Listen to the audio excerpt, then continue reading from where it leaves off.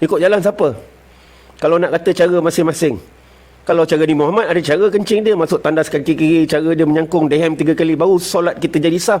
So awak kata tadi cara masing-masing awak kencing, cara siapa? Kalau cara anjing dia sengit, dia sebab pokok macam tu. Kalau kucing dia kena kikis semua, dia kencing, dia muka dia macam manja-manja sikit. Dia kencing kan, dia berak macam tu. Awak cara siapa? Cara siapa awak ikut? Kalau kencing je, saya bukan cerita pasal lain pakai kencing saja. Very simple, ikut cara Muhammad lah, senang. Lepas kahwin, awak nak jimat isteri awak, ikut cara siapa? Ikut cara Yahudi, main atas dapur, berbogel satu rumah, pusing satu rumah, menari-nari satu rumah. So malaikat pun berterabur lagi, besok anak lahir jadi syaitanir rajim, awak nak salahkan siapa? Sebab tu Nabi Muhammad cara sampai nak jimat isteri pun ada cara dia.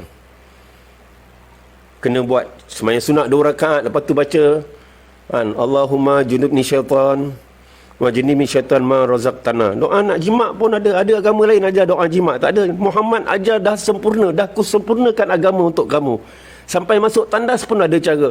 Jimat ada cara, naik kenderaan, makan, minum, semua ada cara. So apa kita nak ambil cara lain lagi, nak sampai kata cara masing-masing? So tak perlu nak bergaduh lah.